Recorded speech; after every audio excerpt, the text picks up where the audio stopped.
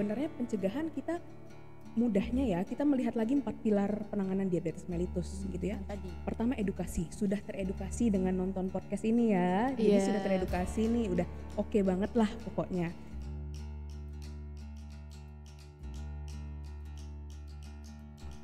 Assalamualaikum warahmatullahi wabarakatuh. Selamat siang sahabat sehat yang ada di rumah. Kali ini kembali lagi bersama saya Listia Ayuni dan narasumber kita Dr. Monica dalam acara Hits, highlight informasi terkini seputar kesehatan. Halo Dr. Monica, apa kabar? Baik, gimana kabarnya Mbak Listia? Alhamdulillah baik juga. Ya, pada siang hari ini kita akan membahas tentang diabetes ya dok ya. Ya, mungkin teman-teman di rumah ada yang sudah pernah mendengar diabetes. Nah, jangan lupa tetap dengerin penjelasan dari Dr. Monica sekaligus cara pencegahannya. Mungkin saya boleh bertanya pertanyaan yang pertama dok tentang diabetes. Sebenarnya penyakit diabetes itu apa sih dok? Jadi per definisi ya, kalau diabetes itu adalah gangguan atau penyakit metabolisme yang berkepanjangan atau kronik ya, yang penyebabnya itu banyak. Jadi multi etiologi bahasanya, seperti itu ya, penyebabnya banyak. Dia ditandai dengan kadar gula darah yang tinggi, dan gangguan metabolisme karbohidrat, gangguan metabolisme lemak, dan juga gangguan metabolisme protein, seperti itu. Oh, makanya kalau di masyarakat itu diabetes itu sering disebut juga dengan penyakit gula. Betul. Karena definisinya tersendiri itu akibat adanya kadar gula yang tinggi ya dok ya. Oh iya, makanya disebut penyakit gula. Ya. Lalu diabetes sendiri itu ada beberapa jenis dok atau ada beberapa tipe? Nah, jadi kalau diabetes, mungkin yang orang awam tahu diabetes tipe 2 ya. Tapi diabetes itu ada 2, diabetes mellitus tipe 1 dan diabetes mellitus tipe 2. Jadi yang tipe 1 itu yang diturunkan secara genetik. Seperti itu. Keturunan ya dok ya. Nah, kalau diabetes mellitus tipe 2 ini yang karena pola hidup yang lagi marak-maraknya di Indonesia. Jadi di Indonesia sendiri sebenarnya banyaknya penderita diabetes itu masuk ke dalam 10 besar dunia loh. Jadi sangat mengkhawatirkan lah ya sebenarnya, kayak gitu. Karena yang lagi kita bahas ini tipe 2 yang disebabkan oleh pola hidup ya pola dok ya. Hidup, ya. Mungkin sebelum kita ke pola hidup, gejala diabetes itu apa dok? Keluhan-keluhan yang sering dirasakan penderita diabetes. Jadi kalau keluhan-keluhannya itu ada banyak ya, cuma yang misalkan muncul itu ada yang pertama dia kencing malam hari, buang air kecil terus malam hari ya. Sering bangun berarti. Sering bangun. Terus habis itu dia kok aku udah makan, aku udah minum tapi aku malah sering lapar, sering haus padahal makan minumnya udah banyak. Laparan ya dok. Laparan, hausan gitu ya. Kemudian yang ketiga itu dia penurunan berat badan terjadi padahal nafsu makan bertambah. Nafsu makan bertambah, makannya juga banyak, tapi berat badannya malah turun. Itu. Terus yang keempat, yang keempat itu ada dia lemes, gampang ngantuk, gampang lemes. Yang keempat ya. Yang kelima dia gampang muncul bisul atau abses ya, nanah yang isinya nanah yang susah banget sembuhnya. Jadi itu beberapa gejala dari penyakit gula. Ya, baik teman-teman, tadi sudah dijelaskan gejala diabetes oleh Dr. Monica. Nah, kalau ada yang mengalami gejala serupa, mungkin bisa langsung ke puskesmas untuk dicek kadar gula darahnya ya dok ya. Betul. Mungkin ada batasnya dok, normalnya berapa? Kalau misalkan gula darah sewaktu ya, itu batasnya 200 gitu. Berarti kalau sudah lebih dari 200 harus hati-hati ya dok, waspada. Waspada juga gitu ya, dan jangan lupa tetap konsul juga ke dokter ya, karena dilihat apakah nanti perlu obat atau bagaimana ke depannya seperti itu. Oke, siap. Ya, lanjut ya dok ya, pertanyaan selanjutnya. Tadi kan sudah dibilang sama dokter nih kalau misalnya normalnya itu adalah 200 gula darahnya ya dok ya. Nah, kalau misalnya sudah lebih dari 200 lalu terjadi komplikasi. Nah, itu apa saja dok komplikasi dari penyakit diabetes? Nah, jadi kalau komplikasi penyakit diabetes itu tergantung organ mana yang terkena ya. Jadi kalau kena ginjal ya dia bisa gangguan ginjal, itu yang harus cuci darah. Terus kalau terkena kaki gitu ya, dia bisa gangren, bisa infeksi juga, itu yang bisa sampai diamputasi. Jadi penyakit diabetes itu bisa sampai mengamputasi Iya. bagian tubuh kita, Dok? Iya, betul. Paling sering mungkin di bagian mana, Di Dok? kaki ya. Gitu. Jadi memang itu pentingnya kalau kita ada riwayat diabetes, kita punya diabetes, itu pentingnya kita kontrol rutin dan minum obat seperti itu. Itu cara mencegah biar nggak sampai gangren gitu. Gangren, komplikasi ya? Ya, Gangren itu komplikasinya. Oh, iya. Terus habis itu bisa juga impoten, menyebabkan impoten. Impoten itu Jadi kemandulan? Iya, impoten. Jadi kemudian habis itu dia juga bisa menyebabkan jantung, stroke, sampai giginya mudah tanggal, itu juga bisa disebabkan karena dari penyakit gulanya sendiri. Jadi komplikasinya banyak ya.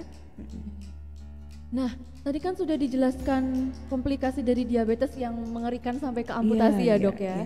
Nah, mungkin ada nggak cara untuk mengatasi diabetes bagi penderita yang sudah gula darahnya tinggi atau menderita diabetes? Oke, jadi kalau sudah menderita diabetes, kita di kedokteran ada namanya prinsip 4 pilar diabetes, 4 pilar penanganan diabetes. Terdiri dari apa sih? Pertama, edukasi, mulai dari edukasi penyakitnya, terus tata laksananya, paripurna lah ya. Kedua itu pola makan. Ketiga itu olahraga, dan keempat itu farmakologis atau obat-obatan. Di dalamnya sudah termasuk kontrol rutin seperti itu. Jadi ada 4 pilar gitu. Berarti kalau misalnya bisa saya simpulkan nih, cara mengatasi diabetes itu ada 4. Iya. Yang pertama edukasi, Betul. kedua pola makan, Betul. ketiga ada olahraga, Betul. dan yang keempat ada pengobatan. Betul sekali. Begitu ya teman-teman, cara untuk mengatasi diabetes kata dokter Monica itu ada 4 pilar. Ya. Nah, itu kan bagi orang yang sudah terkena diabetes ya, Dok ya, sudah sakit. Nah, untuk kita yang masih sehat, cara pencegahannya ini pola makan yang baik Gimana gitu Iya, ya? Cara bagaimana makan. caranya? Sebenarnya mungkin pola makan pasien diabetes dulu kali ya. Oh, Pola iya, makan boleh. pasien diabetes. Jadi kalau pola makan pasien diabetes itu ada lagi prinsipnya. Ada prinsipnya namanya 3J. 3J. Oke. Jadi Yang pertama jumlah kalorinya dulu. Iya. Jumlah kalorinya. Terus habis itu jenis makanannya jenis makanannya, oke. dan jadwalnya. Jadwalnya, oke. Oke. Jumlah kalori, jenis makanan, sama jam jadwal ya. Jadwalnya. Jadwal. Ini mungkin aku jelasin satu-satu nggak apa-apa kali ya. Boleh. Jadi yang pertama, pertama ada jumlah kalori. Ya, bagaimana, Dok? Kalau jumlah kalori itu pasien diabetes itu kalorinya harus diperhatikan, nggak boleh berlebih tapi juga nggak boleh kekurangan, kayak gitu ya. Terus kalau makanannya gitu ya, porsinya tuh gimana sih? Jadi sayur dulu pertama paling banyak, seginilah sayur ya, segini sayur. Terus protein segini gitu ya. Protein yang bagus tuh apa sih? Dada ayam, terus tahu, tempe, itu kan protein-protein yang baik ya. Iya. Tapi jangan fried chicken atau kentang ayam goreng yang panas-panas dari Mac sekian gitu. Mungkin mengurangi makanan berminyak ya, Dok ya. Iya, bisa. Atau makanan yang proses pemasakannya itu seperti apa ya? Masakan cepat saji gitu ya. Berarti mengurangi makanan cepat saji. Jadi lauk pauk protein boleh, tapi mengurangi yang cepat saji itu ya. Jadi dari situ diperhatikan. Kemudian lemak itu sebenarnya cuma boleh dikit aja loh, cuma boleh seujung jempol. Untuk penderita diabetes untuk lemaknya hanya seujung jempol sebenarnya. Kemudian yang terakhir itu adalah karbohidrat. Jadi kan tadi protein segini banyak ya. Terus karbohidrat kita kurangi gitu. Jadi setengahnya gitu. Berarti ini adalah takarannya gitu, bantuan takarannya biar lemak, gampang. Karbohidrat, terus habis itu protein, sayur yang paling banyak. Jadi teman-teman di rumah, terutama untuk yang lagi sakit diabetes, tadi dari Dokter Monica itu jumlah kalorinya yang paling banyak itu sayur buah. Harus ya, sayur. Lalu ada protein, lalu ada karbohidrat, yang terakhir itu lemak. Ya. Nah terus habis itu udah selesai nih kita jumlah kalorinya ya kan. Sekarang jenis makanannya, jenis makanan kayak gimana sih yang harus dihindari dan yang baik untuk dikonsumsi. Yang harus dihindari gampang, yang gula-gulanya tinggi ya, nggak Berarti- susah kita melogikakannya ya. Berarti sedikit mengurangi makanan yang manis ya dok ya? Iya, Makanan mengurangi minuman. betul, contoh boba, anak Oh zaman boba, sekarang iya. boba. Minuman-minuman kemasan yang ada di supermarket mungkin ya dok Iya, ya? iya, karena itu kan kadar gulanya tinggi banget ya, jadi itu yang dikurangi. Terus habis itu buah pun harus hati-hati. Jadi ada buah yang pantangan untuk pasien-pasien diabetes juga. Contohnya buah apa itu dok? Semangka sama kurma itu kadar gulanya tinggi sekali. Jadi buah apa sih yang bagus gitu ya buat pasien diabetes? Pir, buah apel, buah jeruk, buah stroberi. Itu 4 buah itu bagus untuk pasien diabetes. Nah, jenis makanan juga diperhatikan, nasi putih itu juga kadar gulanya tinggi sekali. Jadi misalkan ada pasien diabetes yang mungkin dia nggak bisa lepas nasi putih ya, bisa dikurangi porsinya gitu. Misalkan nggak bisa dok, saya sama sekali nggak bisa kalau nggak makan nasi putih, ya sudah dikurangi porsinya. Atau kalau bisa ganti nasi merah ya tambah baik gitu. Jadi itu jenis makanan. Yang ketiga jadwal makan. Ya, Nah betul. untuk pasien diabetes itu makannya itu sedikit-sedikit tapi sering. Jadi mudahnya adalah jam 7 pagi makan, 3 jam kemudian makan lagi, jam 10, 3 jam kemudian makan lagi gitu ya. Terus sampai 2 jam sebelum tidur berhenti makan.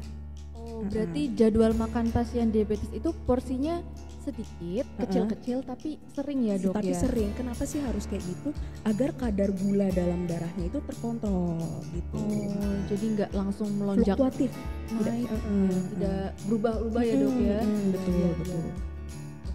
Itu untuk pola makan pasien diabetes ya, seperti itu yang diperhatikan 3T. Iya, ada jumlah kalori, ada jenis makanan, dan yang ketiga ada jadwal makan ya Iya, dok ya? betul sekali. Oke, siap. Terima kasih dok, boleh lanjut? Boleh banget. Ya, lalu dok, olahraga seperti apa yang dapat dilakukan oleh penderita diabetes? Ya, oke. Jadi kalau olahraga ini kita tergantung profil pasiennya juga ya. Tergantung Iya. profil pasien. Kan biasanya penderita diabetes itu pasien lansia banyak ya penderita diabetes ya.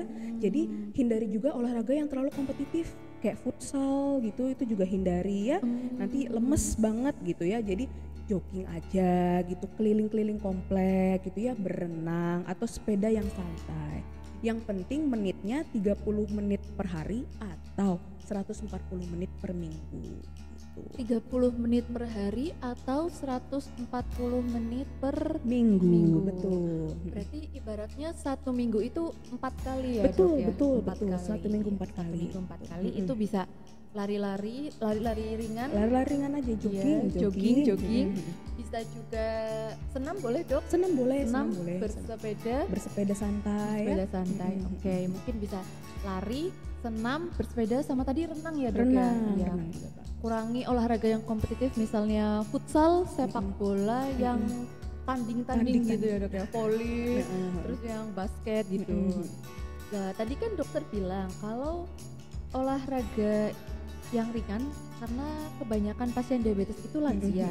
Nah, sebenarnya kemungkinannya tuh bisa tidak dok diabetes itu mengenai pasien yang di bawah belum lansia, yang di bawah umur iya. 50 tahun itu bisa banget. Jadi aku banyak juga ngelihat pasien-pasien yang umurnya misalkan baru 30 ternyata udah diabetes. Jadi itu tidak menutup kemungkinan. Jadi memang pola hidup itu semakin cepat dijaga, semakin cepat kita manajemen, itu semakin baik gitu. Seperti itu. Jadi kita dari sekarang mungkin harus menjaga pola makan ya dok ya, Pola karena makan, diabetes ternyata nggak hanya menyerang lansia tapi sebelum lansia juga sudah sudah bisa seperti itu. ya. Siap sahabat sehat di rumah, jangan lupa dipraktekkan tips dari dokter Monica. Lanjut ya dok ya. Iya. Ini mungkin pertanyaan terakhir. Pencegahan apa yang bisa dilakukan untuk kita supaya kita tidak terkena diabetes dok? Oke, sebenarnya pencegahan kita mudahnya ya, kita melihat lagi 4 pilar penanganan diabetes mellitus gitu ya. Tadi. Pertama edukasi, sudah teredukasi dengan nonton podcast ini ya. Jadi sudah teredukasi nih, udah oke banget lah pokoknya. Kedua, pola makan dijaga ya, sayur dan buah yang diperbanyak gitu ya. Kemudian yang manis-manis itu dikurangi ya, seperti itu. kemudian olahraga teratur 30 menit sehari atau 140 menit per minggu. Kemudian yang terakhir itu kontrol gitu, kontrol rutin ya gitu. Jadi periksa misalkan lagi nggak ada kerjaan mau periksa ini mau periksa gula gitu, melihat aku gimana sih kadar gula dalam darahku, apakah stabil atau normal atau tidak, seperti itu ya.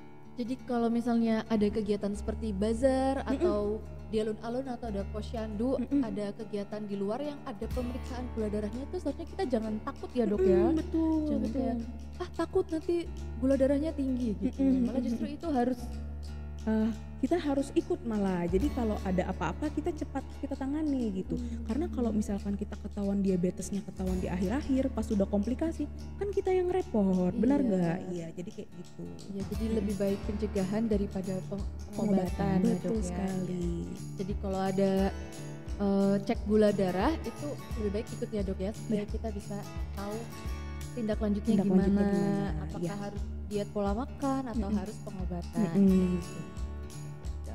Ya, lalu dok, ini ada pertanyaan lagi terakhir. Apakah bisa dok diabetes itu menyerang anak-anak dok? Itu diabetes tipe 1. Diabetes tipe 1 ya.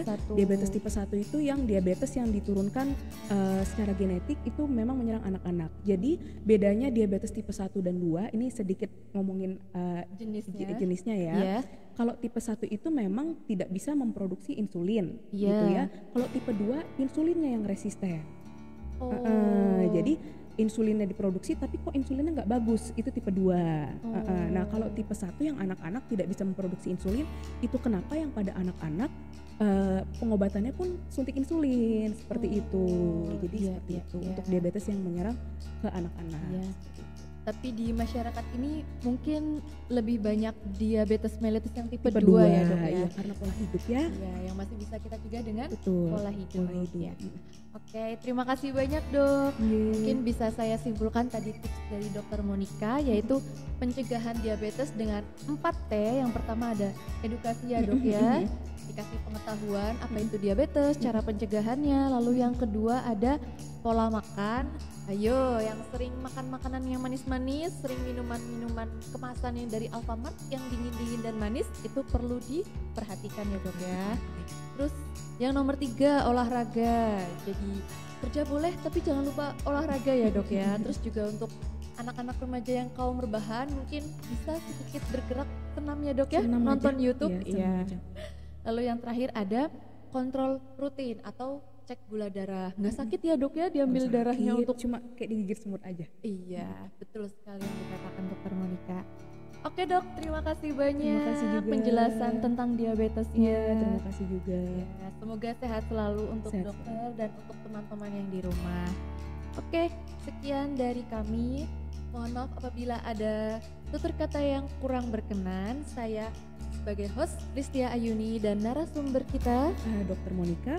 Ya, pamit undur diri. Jangan lupa tonton video hits selanjutnya di YouTube Puskesmas Cilacap Utara 1. Dadah.